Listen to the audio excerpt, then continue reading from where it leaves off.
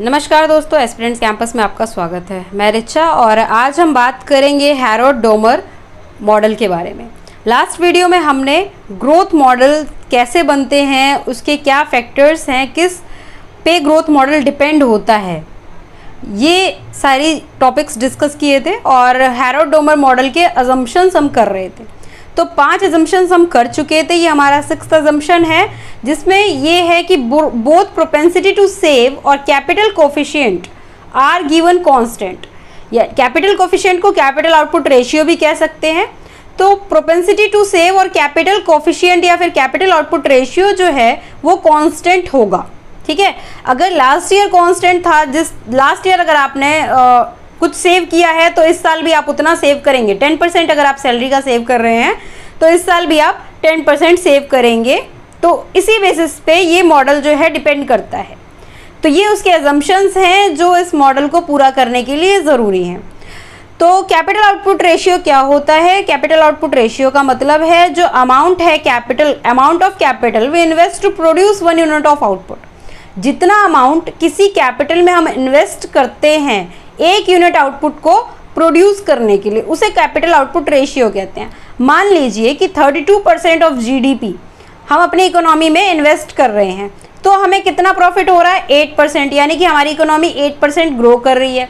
या फिर हमारी जो सैलरी है उसमें से 32 रुपये हम लगाते हैं किसी चीज़ पे, तो हमें कितने का प्रॉफिट होता है? 8 रुपये का। तो अगर हम इसको डिवाइड करेंगे तो 32/8 यानी कि 4:1। अगर हम 4 रुपये लगाएंगे तो 1 रुपये का प्रॉफिट होगा। ठीक है, तो ये हमारा क्या हो गया? Capital output ratio. जितना इन्वेस्ट करते हैं और उसके बदले में जितना प्रॉफिट मिलता है वो हो जाता है कैपिटल आउटपुट रेशियो। ठीक है, कितना आउटपुट मिला है हमें उसके बदले में। अगर कोई फैक्ट्री हम लगाते हैं, उसमें हम कुछ इन्वेस्ट करते हैं, तो उसके बदले जो आउटपुट हमारा निकलता है वो कितने का है, वो कितना है, तो ये चीज़ हो जाती है कैपिटल आउटपुट रेशियो। अगर गवर्नमेंट का इकोनॉमिक ग्रोथ टारगेट है 9%, मान लीजिए कि अगर गवर्नमेंट चाहती है कि हमें 9% जो है इकोनॉमिक ग्रो करनी है, तो उसको कितना इन्वेस्ट करना चाहिए, ये हम कैसे निकालेंगे? तो कैपिटल आउटपुट रेशियो जो है वो कांस्टेंट रहेगा, 4:1 है। तो हम इन्वेस्ट कैसे करेंगे? 9% है तो 9 × 4 यानी कि 36%। जैसे यहाँ पे हमने 32% निकाला था जीडीपी का, तो हमारा कितना आया? 8% इकोनॉमी ग्रो कर रही है। अगर हम 36% लगाएंगे तो हमारी इकोनॉमी 9% ग्रो करेगी। तो ये उनका फंडा था इस तरीके का। ठीक है, उसके बाद हमारा जो 7th अजम्पशन आता है, income, investment, saving all are defined in net sense. यानी कि ये सभी डिफाइंड होंगे, लेकिन डिप्रेशिएशन को अलग रख के, डिप्रेशिएशन इसमें काउंट नहीं होगा। इनकम, इन्वेस्टमेंट, सेविंग ये सभी एक साथ डिफाइंड होंगे, लेकिन इसमें डिप्रेशिएशन जो है वो काउंट नहीं होगा। उससे 8th हमारा अजम्पशन आता है, saving and investment are equal in ex ante, यानी कि एक्चुअल, प्लान और करेंट जो भी हम कह लें, ex ante as well as in ex post sense, यानी कि फ्यूचर। ठीक है, जो सेविंग और इन्वेस्टमेंट होगा वो पास्ट में या फिर प्रेजेंट में हम कह रहे हैं अभी जितना है उतना ही फ्यूचर में उस हिसाब से होगा। अगर हम अभी इतना सेव कर रहे हैं तो फ्यूचर में भी हम उतना ही सेव करेंगे या उतनी ही इन्वेस्टमेंट हम करेंगे, ये हम एक्सपेक्ट कर सकते हैं। एक्सपोस्ट में एक्सपेक्टेड होगा। ठीक है, अभी हम देखते हैं कि हम अगर 10,000 इस महीने बचा लेते हैं या 5,000 इस महीने हम सेव कर लेते हैं, तो हम फ्यूचर का भी उसी तरीके से एक्सपेक्ट करते हैं कि ठीक है हम अगले महीने भी 5,000 सेव कर लेंगे। तो ये भी आता है इसमें हैरोड-डोमर मॉडल के अजम्पशन में। प्री केन्जियन इकोनॉमिस्ट जो थे वो उनका ये था कि saving is not equal to investment. जो सेविंग होगा वो इन्वेस्टमेंट के इक्वल नहीं होगा। लेकिन केन्जियन इकोनॉमिस्ट जो थे उनका ये कहना था जो सेविंग है वो इन्वेस्टमेंट के इक्वल होगा। सेविंग बराबर होगा इन्वेस्टमेंट के, जितना आप सेव करेंगे उतना आप इन्वेस्ट कर सकते हैं। ठीक है, तो इसी को चलते हैं आगे, समझते हैं। एक्स एंटे यानी कि जो प्रेजेंट हमारा जो सेविंग का और इन्वेस्टमेंट का फंडा है उसको हम अकाउंटिंग इक्वलिटी कह सकते हैं, जिसमें saving is equal to investment होगा। एक्स पोस्ट यानी कि फ्यूचर में जो हम देखते हैं उसको हम फंक्शनल इक्वलिटी कहते हैं। जो एक्सपेक्टेड होता है saving is equal to investment इतना ही होगा, जितना सेविंग अभी है उतना ही सेविंग फ्यूचर में होगा, उस तरीके से हम एक्सपेक्ट करते हैं। ठीक है। अब ज़रूरी नहीं है कि एक्सपेक्टेशन हमेशा से सही हो, इन्फ्लेशन आ गया बाई चांस तो उतना सेविंग कई बार नहीं हो पाता है। उसके बाद आता है, देखिए जैसे स्टडी ग्रोथ के बारे में हमने पढ़ा था, तो जो हैरोड मॉडल है वो स्टडी ग्रोथ पे डिपेंड करता है। स्टडी ग्रोथ में हमने ये देखा कि आपकी अगर सेविंग इन्वेस्टमेंट एक दूसरे के इक्वल है, सब कुछ कांस्टेंट है, तो क्या स्टडी ग्रोथ में इकोनॉमी रहेगी, ठीक है, क्या स्टडी ग्रोथ में इकोनॉमी रहेगी। और दूसरी चीज़ आ जाती है कौन कौन से, कोई नेचुरल फैक्टर अगर बीच में आता है या कोई भी नेचुरल रिसोर्सेज का बीच में आता है तो वो ग्रोथ को इफ़ेक्ट करेगी, कितना इफ़ेक्ट करेगी इस हिसाब से। तो उन क्वेश्चंस के जवाब देने के लिए डायनामिक थ्योरी या डायनामिक थ्योरी 1948 में हैरोड डोमर ने दिए हैं 3 तरीके के ग्रोथ मॉडल्स, ठीक है। तो हैरोड ने 3 टाइप्स ऑफ ग्रोथ पे डिस्कस किया है। पहला है एक्चुअल ग्रोथ रेट, जिसको हम डिनोट करते हैं जी से। दूसरा है वारंटेड ग्रोथ रेट, जिसको हम डिनोट करते हैं GW से। और तीसरा है नेचुरल ग्रोथ रेट, जिसको हम डिनोट करते हैं GN से। एक्चुअल ग्रोथ रेट में हम चलते हैं पहले। तो अगर कंट्री जो है एक्चुअल सेविंग और एक्चुअल इन्वेस्टमेंट में है, एक्चुअल सेविंग एक्चुअल इन्वेस्टमेंट कर रहा है, एक्चुअल ग्रोथ रेट होगा जिसको हम जी से डिनोट करेंगे। अब एक्चुअल ग्रोथ रेट को हम कैसे लिख सकते हैं, अब देखिए डेल्टा वाई, डेल्टा का मतलब क्या है, चेंज इन इनकम, यानी कि इनकम में जो इंक्रीज हुआ है पहले से वो हो गया चेंज इन इनकम, यानी कि delta y, increase in income. Total income जो कि कांस्टेंट इनकम है वाई, तो डेल्टा वाई अपॉन में वाई, यानी कि इनकम पे कितना इंक्रीज हुआ है, वाई क्या है, कांस्टेंट टोटल इनकम है जिस पे कितना इंक्रीज हुआ है, चेंज इन इनकम, ठीक है, इज इक्वल टू कितना होगा, एक्चुअल ग्रोथ रेट, एक्चुअल कितना ग्रो हुआ है। मान लीजिए आपकी इनकम थी 20,000, उस पर इंक्रीज हो गया 20,000, यानी कि अब इनकम आपकी 40,000 हो गई, तो ये क्या हो गया, एक्चुअल ग्रोथ रेट, आपका इनकम कितना ग्रो हुआ है। अब इसका जो फंडामेंटल इक्वेशन है वो क्या है, GC is equal to S, यानी कि G मतलब एक्चुअल ग्रोथ रेट, C यानी कि कैपिटल आउटपुट रेशियो और S यानी कि प्रोपेंसिटी टू सेव। अब C को हम यहाँ पे ratio of investment to increase in income लिख सकते हैं, यानी कि कितना जितना इनकम में इंक्रीज हुआ है और उसमें जितना हम इन्वेस्ट कर रहे हैं उसी इनकम से इन्वेस्ट करेंगे, ठीक है। तो I अपॉन में delta y, ratio of investment to increase in income, investment का रेशियो बढ़े हुए इनकम पे कितना होगा, तो वो क्या हो गया, कैपिटल आउटपुट रेशियो। जो आपकी बढ़ी हुई इनकम है वो आप कैपिटल में लगाएंगे, तो इसलिए K बाई डेल्टा वाई भी लिख सकते हैं इसको, ठीक है। तो इसलिए इसको कैपिटल आउटपुट रेशियो कहते हैं। और S जो है एवरेज प्रोपेंसिटी टू सेव, यानी कि S अपॉन में वाई, सेविंग अपॉन में इनकम, यानी कि टोटल इनकम में से आप कितना सेव कर लेते हैं, सेविंग अपॉन में इनकम, ये हो गया S। तो अब इस इक्वेशन को हम देखते हैं कि कैसे सॉल्व करना है। ये बहुत ही इंपॉर्टेंट इक्वेशन है जो कि एग्जाम्स में कई बार आपके करना पड़ सकता है आपको सॉल्व, तो इसको ध्यान से समझिए और ध्यान से देखिए, और ये आपके UGC नेट के लिए भी बहुत ज़्यादा इंपॉर्टेंट है।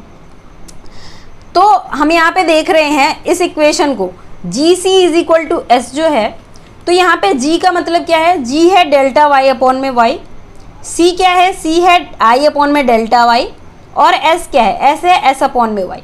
तो इसी को हम एक दूसरे पे पुट करेंगे, GC is equal to S में हम ये वैल्यूज़ पुट करेंगे तो क्या आएगा, G डेल्टा वाई अपॉन में वाई, C I अपॉन में डेल्टा वाई, और इज इक्वल टू S यानी कि S अपॉन में वाई। तो डेल्टा वाई से डेल्टा वाई कट जाएगा और I अपॉन में वाई हो जाएगा, is equal to S upon में वाई हो जाएगा। तो अब देखिए इसको हम करेंगे, I अपॉन में वाई होगा और S अपॉन में वाई होगा, क्रॉस मल्टीप्लाई करेंगे तो SY IY हो जाएगा, वाई से वाई कटा, income is equal to saving. तो ये जो इक्वेशन है ये एक्स पोस्ट यानी कि एक्चुअल और एक्स एंटे यानी कि रियलाइज सेविंग को एक दूसरे के इक्वल बताता है। जो एक्चुअल सेविंग होगी या फिर जो आगे जो रियलाइज्ड सेविंग होगी उसको एक दूसरे को इक्वल बताता है, ठीक है। तो ये डिस्क्लोज कर रहा है किसके, इनकम के बिहेवियर को, बिहेवियर ऑफ इनकम, जो कि डिपेंड करता है, सेविंग किस पे डिपेंड करता है, इनकम पे। आपकी सेविंग इंक्रीज होगी तो मतलब इनकम इंक्रीज होगी तो सेविंग इंक्रीज होगी, इनकम डिक्रीज होगी तो सेविंग डिक्रीज होगी। तो आपकी जो सेविंग है वो इनकम पे डिपेंड करती है। I depend on the investment in income, मतलब जो इन्वेस्टमेंट है या इंक्रीमेंट है, ठीक है, जो इन्वेस्टमेंट है वो किस पे डिपेंड करेगी, आपके इनकम में कितना इंक्रीमेंट हुआ है यानी कि डेल्टा वाई पे डिपेंड करेगी। सेविंग करेगी आपके इनकम पे डिपेंड, लेकिन इन्वेस्टमेंट किस पे डिपेंड करेगी, डेल्टा वाई पे। मान लीजिए आप 10% हर महीने सेव कर रहे हैं, तो आप उतना ही सेव करेंगे, लेकिन आप इन्वेस्ट तभी कर पाएंगे जब आपकी इनकम इंक्रीज हो जाएगी थोड़ी, ठीक है। उसके बाद आता है हमारा वारंटेड ग्रोथ रेट, GW। तो इसको हम फुल कैपेसिटी ग्रोथ रेट भी कह सकते हैं, जिसमें जो मैन्युफैक्चरर्स हैं, जो भी एंटरप्रेन्योर्स हैं, वो काफ़ी खुश होते हैं। उनका जितना भी यूटिलाइजेशन हो जाता है अच्छे से हो जाता है, लेबर का फुल यूटिलाइजेशन होता है, रिसोर्सेज का फुल यूटिलाइजेशन होता है, अनएम्प्लॉयमेंट बिल्कुल भी नहीं होती है GW में, यानी कि वारंटेड ग्रोथ रेट में। जितना डिमांड होता है उसी हिसाब से सप्लाई होता है, यानी कि इनइक्वालिटी नहीं होती है, ठीक है। तो rate of income growth of full utilization of capital, capital का पूरा यूटिलाइजेशन होता है, लेबर का पूरा यूटिलाइजेशन होता है, ठीक है। At which producers will be content with what they are doing. तो जो प्रोड्यूसर्स हैं वो पूरे मतलब खुश होते हैं उस तरीके से कि जितना हम सप्लाई कर रहे हैं उतनी डिमांड है मार्केट में, तो सारा उनका निकल जा रहा है, ठीक है। एंटरप्रेन्योरियल इक्विलिब्रियम कह सकते हैं, डिमांड और सप्लाई एक दूसरे के बराबर होते हैं। अब इसका जो फंडामेंटल इक्वेशन क्या है, GW CR is equal to S। GW मतलब वारंटेड ग्रोथ रेट, CR क्या हो गया, amount of capital needed to maintain the warranted growth rate, यानी कि I अपॉन में डेल्टा Y, कितना कैपिटल लगेगा ग्रोथ रेट को मेंटेन करने में, ठीक है, यानी कि वारंटेड ग्रोथ रेट को मेंटेन करने में। अब मार्केट में जितने की डिमांड है उतना कैपिटल हमें चाहिए, तो इन्वेस्टमेंट अपॉन में इंक्रीज इन इनकम। अब आपकी इनकम इंक्रीज होगी तो आप इन्वेस्टमेंट बढ़ाएंगे, इन्वेस्टमेंट बढ़ाएंगे, सप्लाई बढ़ेगा, डिमांड मार्केट में है तो इस हिसाब से सप्लाई भी इंक्रीज होगा, ठीक है। अब GW हम ऐसे ही करते हैं, देखिए अगर हम GW इज इक्वल टू करें तो S अपॉन में CR आ जाएगा, ये CR इधर आ जाएगा इनके डिवाइड में, तो इक्वेशन क्या हो गई, GW is equal to S upon में CR। S क्या है, average propensity to save, S upon में Y। अब इसको इक्विलिब्रियम में कैसे लेके आया जाए देखते हैं।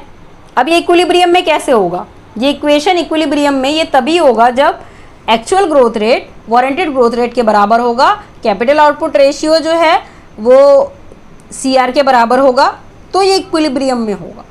लेकिन ये बहुत ही मुश्किल है इनको इक्विलिब्रियम में करना, क्योंकि ज़रा सा भी, जैसे आप तराजू देखते हैं उसमें ज़रा सा इधर की मात्रा ज़्यादा हो जाए या इधर की मात्रा ज़्यादा हो जाए तो डिसबैलेंस हो जाता है। उसी तरीके से ये भी है, इकोनॉमी में ज़रा सा भी कुछ अगर ग्रोथ रेट बढ़ गया, एक्चुअल ग्रोथ रेट ज़्यादा हो गया या फिर वारंटेड ग्रोथ रेट ज़्यादा हो गया, तो वैसे ही डिसइक्विलिब्रियम आ जाएगी।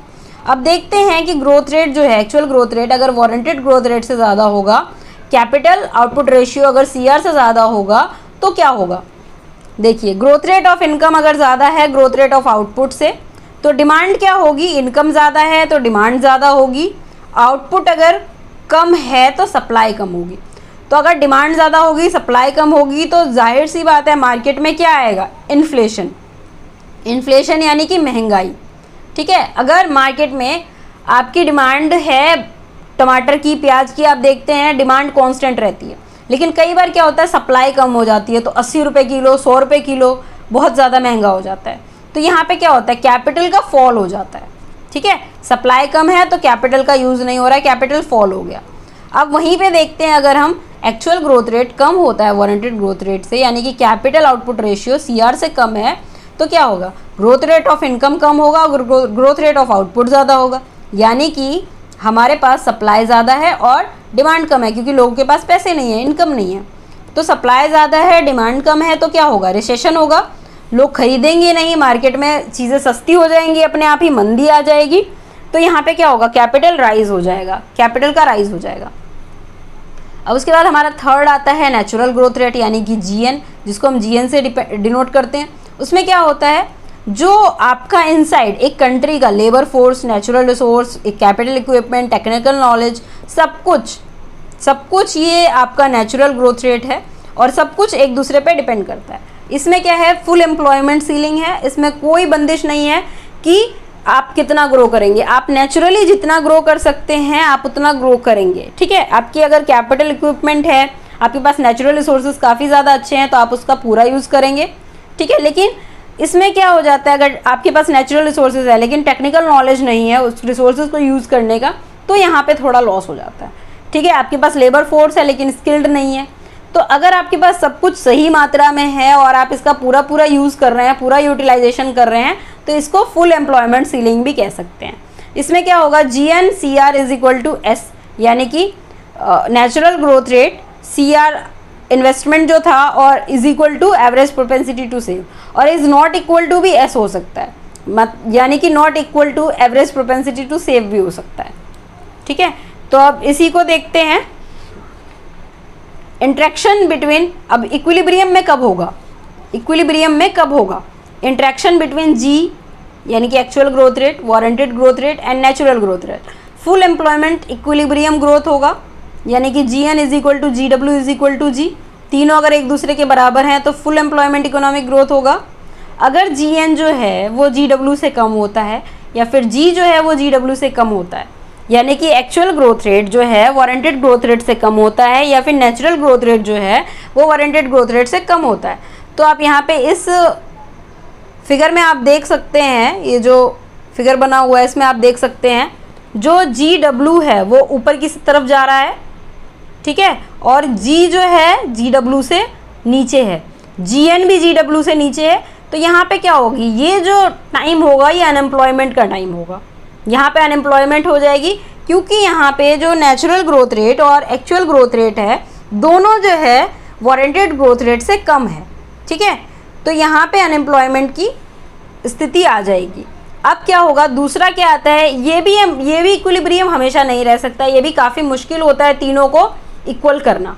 ठीक है, तो GN अगर GW के ग्रेटर देन होगा और जो एक्चुअल ग्रोथ रेट GW के ग्रेटर देन होगा तो क्या होगा, अगर सेविंग इंक्रीज़ है, लोगों को सेव करना ज़्यादा पसंद है, यानी कि लोगों को अगर आदत लगी है सेव करने की, तो वो क्या करेंगे, अपनी डिमांड कम कर देंगे। जैसे अभी की स्थिति देखिए, अभी कोविड के टाइम पे क्या हुआ, लोगों ने सोचा कि ठीक है अभी हम जितना पैसा फ्यूचर के लिए बचा के रख सकें बचा सकते हैं, तो मार्केट में क्या होता है, डिमांड कम हो जाता है। जब आप सेविंग करने लग जाते हैं, आप डिमांड कम करते हैं, तो इन्फ्लेशन अपने आप कम हो जाता है, तो ये वो वाली स्थिति बन जाएगी, इन्फ्लेशन कम हो जाएगा, ठीक है, सेविंग में डिमांड कम हो जाएगा, तो ये वो वाली स्थिति बन गई जब GN is greater than GW और G is greater than GW, यानी कि वारंटेड ग्रोथ रेट यहाँ पे कम है, यानी कि मार्केट में जो फुल एम्प्लॉयमेंट थी, जो एंटरप्रेन्योर्स की, आप देख रहे थे कि जितना सप्लाई हो रहा था उतनी डिमांड थी, तो क्या होगी, यहाँ पे इन्फ्लेशन कम हो जाएगा। ठीक है, इस ग्राफ में भी आप देख सकते हैं, ये जो G है एक्चुअल ग्रोथ रेट है वो GN से ज़्यादा है, और जो GN है वो वारंटेड ग्रोथ रेट से ज़्यादा है, तो यहाँ पे इन्फ्लेशन कम हो जाएगा अगर डिमांड कम होगी, सेविंग इंक्रीज हो जाएगी, लोग सेव करना स्टार्ट करेंगे, बाद में इन्वेस्टमेंट इंक्रीज होगी इसी में।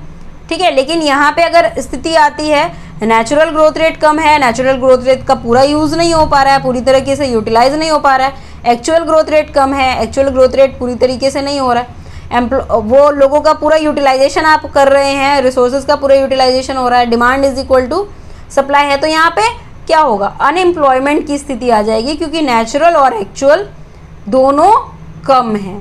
अगर तीनों जो एक दूसरे के इक्वल होते हैं तो फुल एम्प्लॉयमेंट इकोनॉमिक ग्रोथ होगा। ठीक है, तो आई होप आपको ये सेशन पसंद आया होगा, और अगर कुछ नहीं समझ में आता है तो आप कमेंट सेक्शन में अपना क्वेश्चन डाल सकते हैं, और आपको ये वीडियो कैसी लगी हमें कमेंट सेक्शन में ज़रूर बताएं। Thank you so much.